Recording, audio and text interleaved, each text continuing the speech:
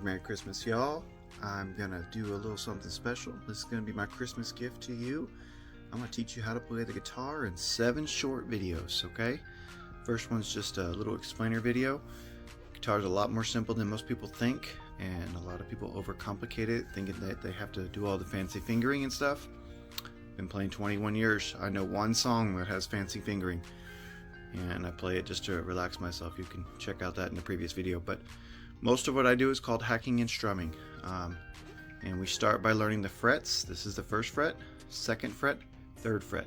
And then we're going to learn the key of G because it's the most simple key. We're going to learn 4 chords in the key of G. And we're going to start mostly on the third fret, okay? So this is your first video. Stick with me and I'm going to teach you how to play. I'm going to show you how simple it is. It's a lot more simple than most people think. Alright, we're back with how to play the guitar in 7 short videos.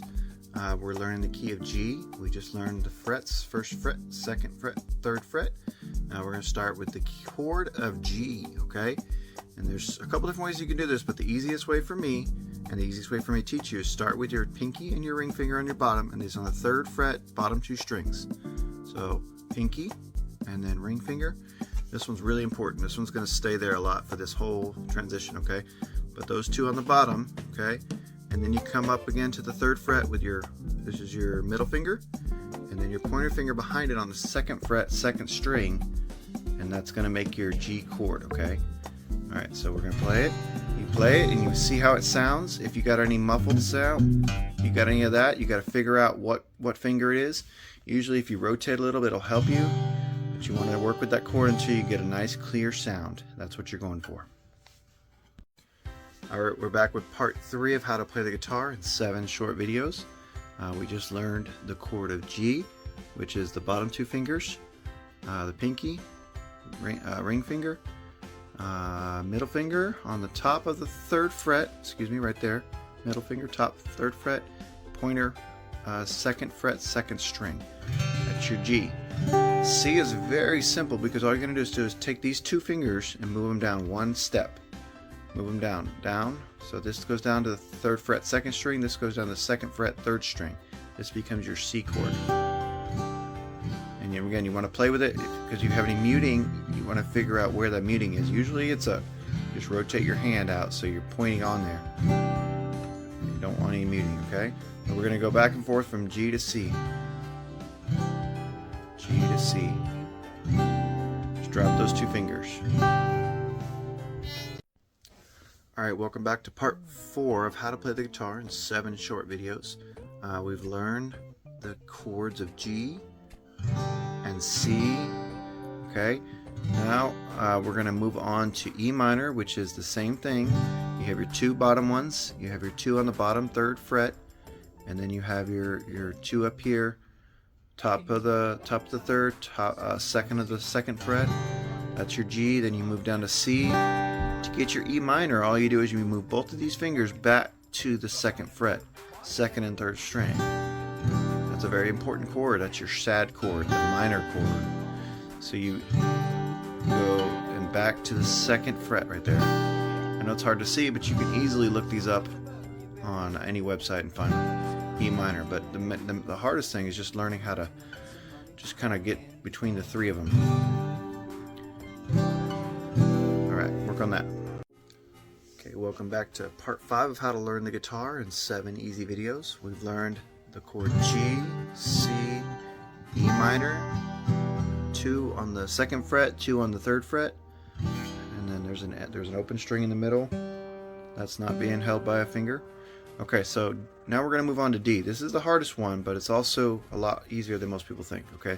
The important part about D is you're going to leave your ring finger in place. So take everything else off, and then you're going to leave that in place. And then you're going to cover this string and this string. So you're going to make a little triangle here, okay? And it's going to you're going to play the bottom 4 strings, okay? So again, leave the ring finger on from the other ones, and then do this string and this string on the second fret, and play the bottom 4 chords. Okay, that's your D chord. And then when you transition, you're always going to leave that in place. You're going to always leave that in place to go back to the other chords. Alright, welcome back to how to learn the guitar in 7 short, easy videos. We've just learned 4 chords, which you may need to spend a little time on, but this is the video where it's most important to spend time on those 4 chords, and you're going to challenge yourself. Okay, so the way you challenge yourself is you be honest with yourself, and you put yourself on a beat, on a 4-part beat. So you play G, C, E minor, D. Play those in a row, but you play them 4 beats at a time. So we're going to practice that. 1, 2, 3, 4, C, 2, 3, 4, E minor, 1, 2, 3, 4, and it's the hardest D, 3, 4, and G.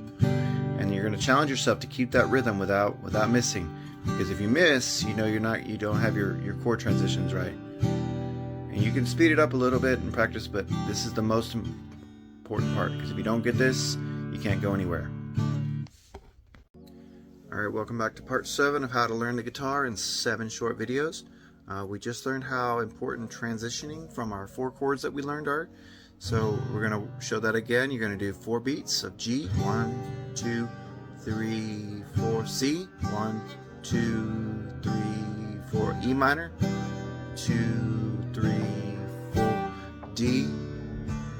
3, 4. Okay, now once you have that, then you can go into strumming patterns. Now strumming patterns are a little tricky, okay? The most important, it's basically the same thing you're doing. You're just adding a little flair down here. You're adding a pattern down here. But now here's the key. If you don't have your transitions and your rhythm well, then you're not going to be able to do this, okay? And the most important thing about this is I'm going to show you the pattern, but the rhythm is more important than the pattern. You've got to have this constant up and down motion. So we're going to... You can practice up and down first. Maybe you'll get lucky and you'll hear it, but the most important thing is this up and down. We're going to show you the pattern now. And notice my hand never stops. Alright, here's the pattern. Down, up, down, up, down, down, down, up, down, down. Switch. Up, down, down, down, up, down. E minor.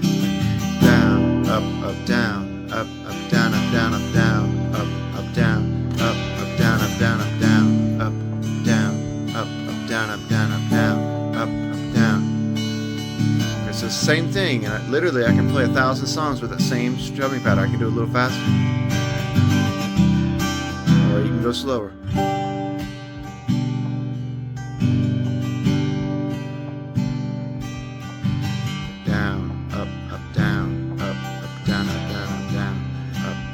It doesn't have to be perfect. It's a pattern, right? It's not a formula. You can kind of improvise once you get comfortable with it. But the most important thing is that the hand never stops moving. It's always going up and down. That helps you keep your rhythm, so if you lose your spot, you're never lost down here. You may be lost in the chords, but you're never lost down here. Again, the less you have to think about, the better. So that's why it's so good to know your chords. You can just switch between 2 chords up here. Like if you're just in between songs, you just between the 2 chords, G and C. But it becomes second nature. You don't even have to think about it. And that's when you can finally start singing. We stand and lift up our hands. Oh, the joy of the Lord is our strength. We bow down. Worship Him now. How great, how awesome is He. Together we sing. Everyone sing. Holy is the Lord God Almighty. See, I'm making mistakes, but it doesn't matter because I've practiced that song a lot. But the point is that I feel comfortable enough I can go experiment down here. And I know my pattern's going to stay, my rhythm's going to stay on. Even if I miss a chord, I can correct it because I'm still on track. Open the eyes of my heart, Lord.